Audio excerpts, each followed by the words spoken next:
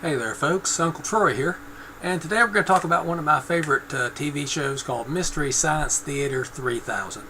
And the reason I'm bringing this up today is that after about 10 years being off the air, I have found a station which is airing reruns of Mystery Science Theater 3000. It's called Retro TV is the name of the channel, and it's showing reruns Mystery Science Theater 3000 on Saturdays at 8 p.m. Eastern Time. So, once again, I was speaking perfectly until I started recording this video, and then suddenly my voice got all gravelly and growly. Anyway, Retro TV on my, it's not on my local cable at all. It's a local TV antenna only, over the air. And its call sign is WOOTDL2, I believe. Woot TV Digital Low Power number 2, or something like that. Anyway, so Mystery Science Theater 3000 started back about 1988 on a little channel in the Midwest called KTMA. It was picked up by the Comedy Channel for a couple of seasons, and then it was when the Comedy Channel merged with Ha Network, it became the Comedy Central. Got about 3 seasons there. Then it was bought by the Sci-Fi Channel, back when it was still Sci-Fi, not Sci-Fi, like it's spelled now. And it got 3 seasons there. And then all in all, is on the air for about 10 years, original programming, and then about 5 more years reruns only, till about 2004. And then as far as I know, it was off the air entirely until just recently. Mystery Science Theater 3000, for those of you who don't understand, or don't know, or just never heard of it, is basically some comedians sit in front of the screen and make jokes about the movie while it's going on. And they appear down at the bottom of the screen, little silhouettes, almost like you're sitting behind them in a real theater and just seeing their silhouettes on the screen. And it's better than it sounds, and it's better than I'm making it sound. Because when I was younger, what I would like to do is watch movies that were so bad they were good. So bad that they had entertainment value in and of themselves just by being bad. And so I would also like to watch with my friends, and we'd make fun of the movies while we're watching them. So Mystery Science Theater to me, which came out when I was a young adult, harked back to the days of my childhood when I would make fun of bad movies. And so I used to like watching it. You know, it was like having friends to watch the movie with. And like I said, this went on for about 10 years, 3 different networks, maybe 4 different networks. Anyway, it was a lot of fun. A lot of people didn't. I liked it, and a lot of people I knew liked it, but a lot of people I knew hated it because they were trying to watch the movie. And like I said, they missed the point, because the point wasn't to watch the movie. The point was to watch these people watching the movie. Sorry, just very thirsty today. And I would think that the movies were much more enjoyable with the commentary. In fact, a lot of times when I get a new DVD, the first thing I'll do is watch the movie through with the commentary turned on, not even watching the original audio. Just because I like the commentary. I like people talking about the movie while the movie's going on. Now, this doesn't mean that when I go to the theater, I like people talking about the screen. I like people... of course, most of the time, people in the theater aren't talking back to the screen. They're talking on their cell phones or whatever, or talking to their friends. If I'm going to the movie to experience the movie, I want to see the movie. But if I'm watching the movie on TV late at night or whatever, I'd prefer the hilarious comedy soundtrack that goes along with the movie. And that's what I think MST3K offered me. In the early days, it wasn't quite as good. It took a few seasons to grow the beard, as they say, to get into, to learn the knocks. Because the first couple seasons, they riffed on the movie while the movie was being played. They didn't like watch it ahead of time and come up with the jokes. And so the comments were, farther apart. They weren't always as funny. They weren't always as, snap to the movie. I don't know how to say it. something funny would happen, and 2 or 3 seconds later, then they'd come up with a funny comment about it, as opposed to right after, wham, wham, wham. So if you watch the Mystery Science Theater 3000, or you find it on DVD, it's currently being sold on DVD. Usually I tell people to start with the third season. The third season, I think, is when they really got into step. Let's see what else to talk about. After Mystery Science Theater went off the air, there were a few replacements. One was called Rifftrax, which was the Mike Nelson from Mystery Science Theater 3000. He was the guy, who was he was the head writer through most of the airings, but he appeared on screen about the last 5 seasons, and last 3 seasons, I don't know, from season 5 on, I think. And he started something called Rifftrax, where instead of because part of the problem with Mystery Science Theater 3000 and the reruns and being put on video cassette and later on DVD was that you had to have the rights to the movie that was being shown. Even though putting the new commentary on it probably counted as fair use, nobody's going to want to go to court for every single movie just to prove that we can properly use this. So they would use older movies in the public domain, or that were cheap enough that they could use, buy the rights fairly cheaply.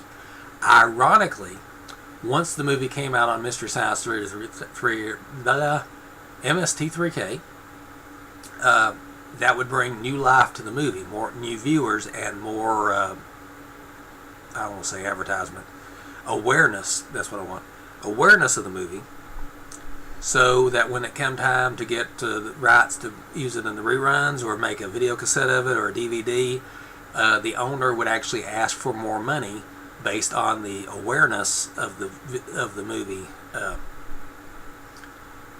that Mystery Science Theater 3000 had brought it.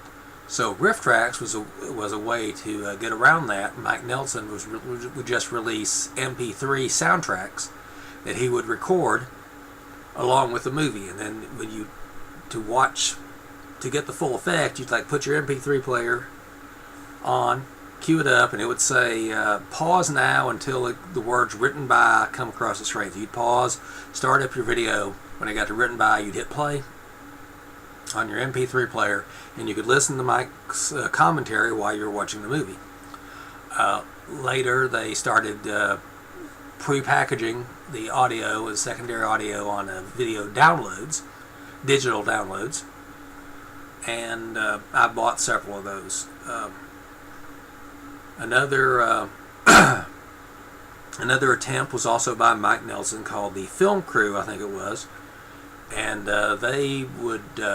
The conceit was for that series that they worked for a video producing company, the owner of which realized that most DVDs did not have a DVD commentary track, so he hired these guys to provide DVD commentary tracks with every DVD.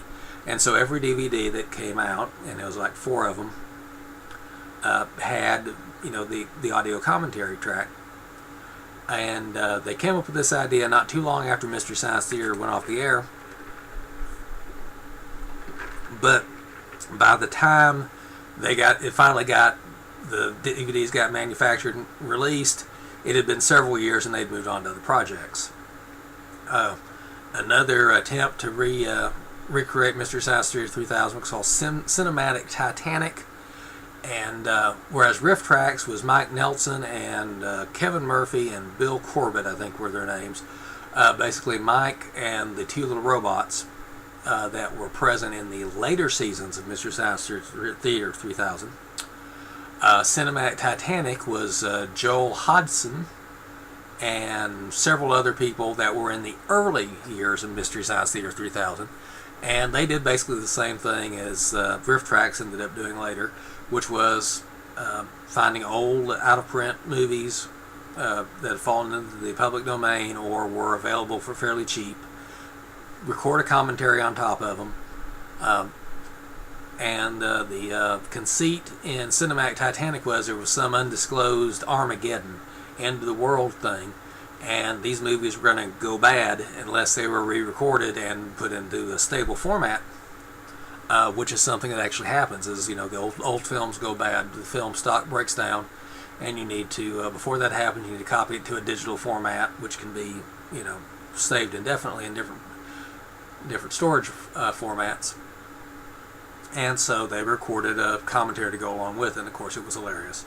I have bought all 4 of the Film Cruise DVDs. I bought several Rifftrax off the website, and I have bought several films from Cinematic Titanic. That's in spite of the fact that between video cassettes and DVDs and home recordings and stuff I've downloaded off the internet and what you can see on YouTube, I probably have every episode of Mystery Science Theater 3000 in some format, one way or the other. Excuse me, I'm sorry. I just cannot drink enough today. So, Mystery Science Theater 3000 reruns are back on the air. The first couple here in July of 2014. I think they just started because I just now started seeing commercials for it. And surely they haven't been running this for years and not showing commercials and me just not know about it, but that's entirely possible because MST3K has a tradition of being screwed by the network. And screwed by the network, I mean that the network showing it doesn't want it to be a success and tries to kill the show. And you say, why would anyone want to deliberately kill a show? Why would anybody want to, you know, make less money than they could? Whatever. And mostly it boils down to NIH, not invented here. What happened was the Mystery Science Theater 3000 originally started on a KTMA television, a little low-power rural TV show, or network, station, I should say. And it was bought by the Comedy Channel, I think. Now, after it had run for a couple of years on the Comedy Channel joined forces with Ha Network, or just Ha, whatever it was called. And they didn't want Mystery Science Theater 3000, so Comedy Network said, look, if you're going to buy us out, if you're going to merge the channels, you are going to keep Mystery Science Theater 3000, you're going to give it at least 3 seasons. So reluctantly, they signed over. So the new show, the new network, Comedy Central, had as one of its main staple programs Mystery Science Theater 3000. And for a couple of years they liked it, and then they kind of got resentful, I guess. And what happens is the executives of the network come and go. You know, you don't get a job as an executive at a TV network and stay there for 20 years. You stay there a couple of years and you move on to another network, a bigger network, better network, whatever.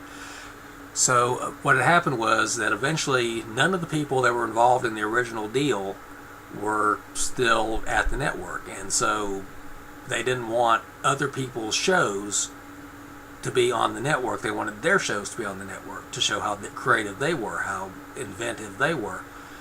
And so after a couple of years of negotiation, they finally sold Mystery Science Theater 3000 to the Sci-Fi Network.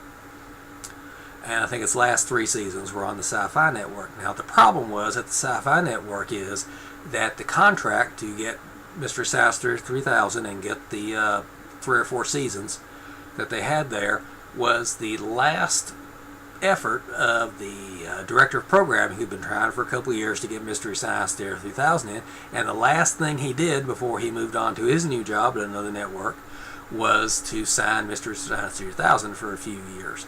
So naturally the first thing his replacement wanted to do was get rid of it, but he couldn't because they had a contract.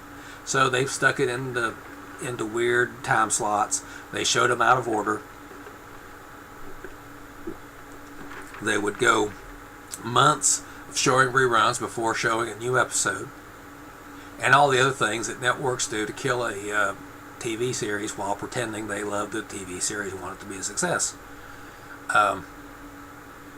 There was also a Mystery Science Theater 3000, the movie. Hold on just a second. Yeah. Which looks something like this. And it made fun of an old show, or old movie called This Island Earth. I need to keep that out. going to rent a cabin in the woods here in a couple of weeks. Actually, next week, now that I think of it, a week from today. And supposedly they have a full-blown home stereo system with a DVD player and a Blu-ray player. And this here comes with both the DVD and the Blu-ray, and I've never seen the Blu-ray because we don't have a Blu-ray player at the house. And so I'm taking this along with me just to watch, excuse me, just to watch that on Blu-ray. And the movie was such a strain that a couple of the actors involved in the production quit afterwards because the movie was just such a strain. Dealing with the movie executives who wanted to change all sorts of things. So that's the crazy thing about making a movie version of the popular TV series, is that you end up with movie producers who want to change all the things that made it a hit as a TV series. Basically, they want to make changes, and of course, there's the old not invented here thing, where they want the movie to be a production product of their genius, of their imagination, of their inventiveness, and not necessarily of the TV producers' inventiveness, creatives, whatever. So, like I said, we lost a couple of the actors in the movie. MST3K the movie probably provides more LPM, laughs per minute, than most Hollywood comedies. Anyway, and the ironic thing is that, like many of the movies that Mystery Science Theater 3000 makes fun of, riffs on, or whatever, it's not necessarily a bad movie. It's just that it had elements that they could make fun of. In fact, sometimes all you need to have a good MST3K movie is that it has quiet spots in the dialogue where they can interject funny comments. It doesn't necessarily have to be a bad movie. In fact, I got into an argument with a guy named, I think his name was Bill English, back in the old FidoNet Echo Mail conferences, for those of you old enough to remember FidoNet.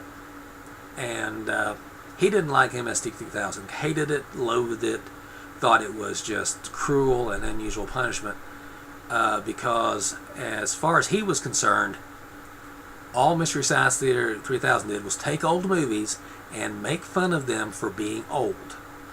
Because he just caught a couple episodes, they showed old movies, they made fun of them, so he thought they were making fun of old movies for being old.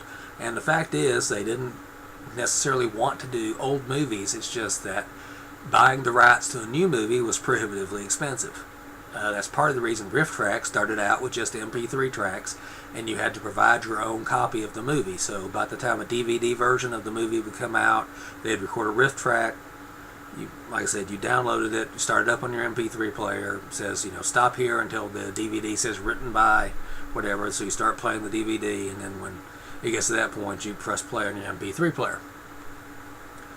The newest movie from Mystery Science Theater made fun of was probably 5 or 10 years old at the time it was made. Many of them were old enough that they were in black and white. Many of them were old enough that they were in the public domain. I think the latest company to have tried to release DVD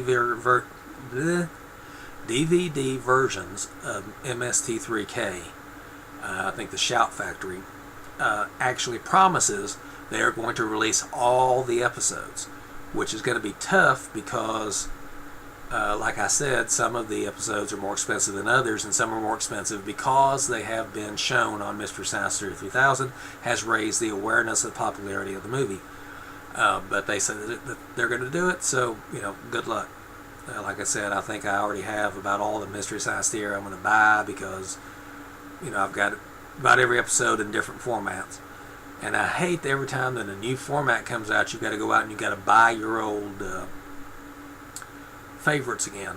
I have stuff, I have music that's on, LP, vinyl, cassette, and CD, and then now digital downloads. So that's like 4 or 5 different versions of the same LP that I've bought, 5 times now. And still, if the service that I bought it from, their identity servers or whatever goes down, then I can't play it on my, and have to buy it again, which is why I prefer services that, give me a plain old MP3. Just, no copy protection, no servers, just I download it and I'm copying it and it's mine. So, once again, the point of this video was to point out that here in July of 2014, about 10 years after the last airing on Sci-Fi Channel in 2004, Mystery Science Theater 3000 is playing on Retro TV, is the name of the network, WOOTDL3 or 2, I think, is the network identification on my local channels here in the over-the-air channels. But it's Retro TV, and they're showing it on Saturday nights at 8 o'clock, and I think on Sunday afternoons at 5 o'clock Eastern Time. And these are reruns. Currently, they've just rerun a couple of Season 2 episodes, and I think in the coming week they're going to show a Season 3 episode. So Season 3 is when I think, like I said, they grew the beard, they found their step, they found their rhythm, however you want to say it, and I think that's a good place to pick up. So pick up here on Channel 3. So, and again, I love MST. I love MST3K. I love Mystery Science Theater 3000. Joel, Mike, the bots, just all the things. So look up MST3K on Google or TV Tropes to learn more about it. Check your local channels for Mystery Science Theater 3000 if it's playing. Check out YouTube to see snippets of the various episodes. I think the Shout Factory is currently selling the DVD, so check that out. And I think it's worth it. If you like my sense of humor, you like my comedy, you'll probably like Mystery Science Theater 3000. Okay, that's enough for today. It's Uncle Troy signing out. Please have a good night.